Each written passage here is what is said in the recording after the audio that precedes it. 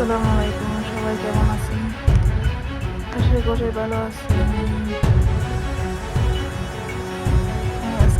ছোট বাচ্চাদের ওরা সবজি খেতে চায় না, পুষ্টিকর খাবার পিৎজার মতো করে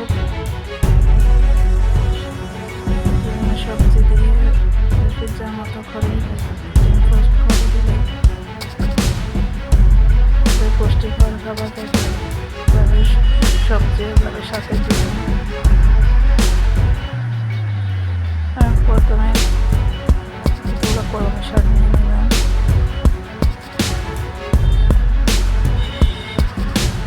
এরপরে আলু,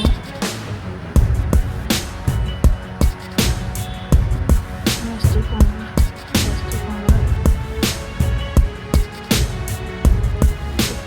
কুমড়া ইয়া করে আলু,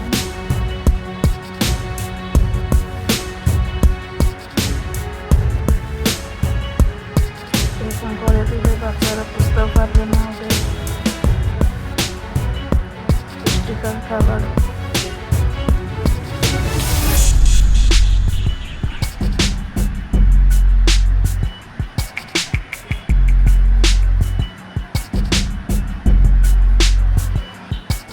অনেক বাচ্চারা সবজি খেতে চায় না, অনেকে টমেটো দেখলে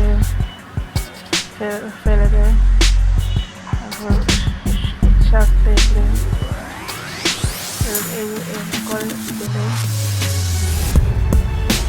এমনিতে ফেলবে, বুঝতেও পারবে না।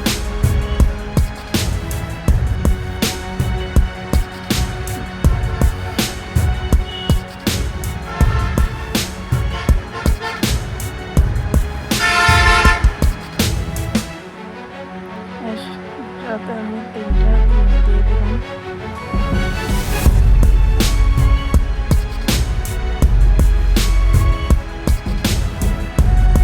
সবজিগুলোর সাথে ডিমগুলো পেস্ট করে নিলাম।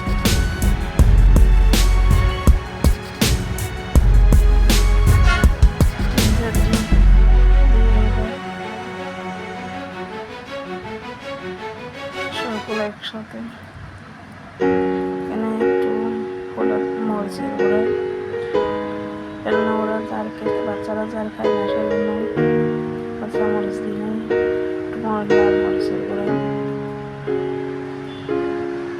একটু লবণ, স্বাদ মতো লবণ দিয়ে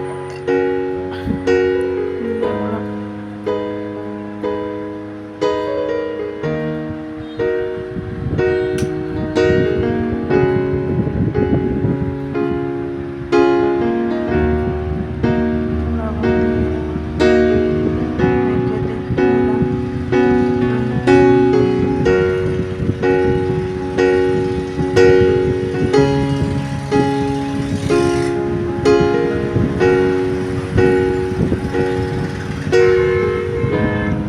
আপনাদের বাচ্চা খায় নাকি জানি, আমার বাচ্চা এরকম করে দিলে এমনি সবজি খায় না, এরকম করে দিলে ফ্রিজে মনে করে খেয়ে ফেলে, কোনো কিছু বুঝতেই পারে না।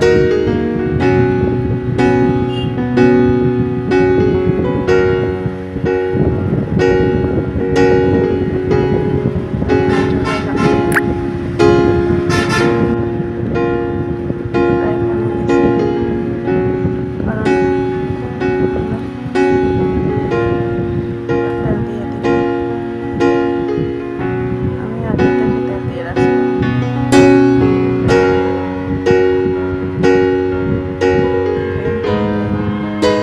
বাজার দিতে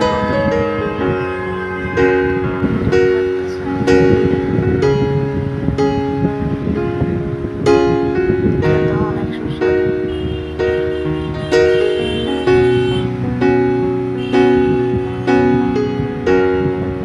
3 বলবে না বাচ্চাদের, পিৎজা বললে ওরা মনে করবে এটা পিৎজা।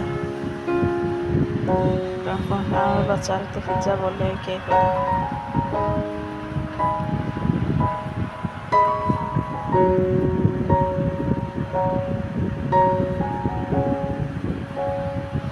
এরপর 10 মিনিট রেখে দিলাম। 10 মিনিট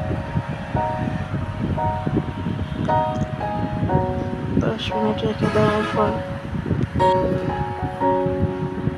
5 মিনিট রেখে দিচ্ছি। 5 মিনিট রেখে দেওয়ার পরে এরপর ডিমটা এখনো নরম রয়ে গেছে দেখতেছি, ওঠানো যাবে না। আবার ঢেকে দিলাম।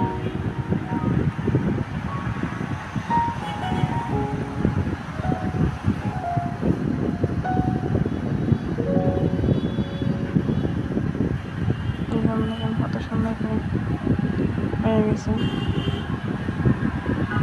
একটু কত সুন্দর হয়েছে, কত বড়। ওরা বুঝতেই পারে না এটা পিৎজা নাকি ডিম।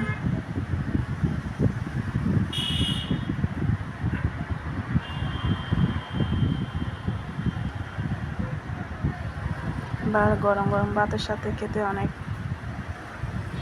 স্বাদ লাগে। এটার বড়রাও যদি সবজি না থাকে ঘরে, বড়রাও রান্না করে খেলে অনেক তৃপ্তি করে অনেক ভাত খেতে।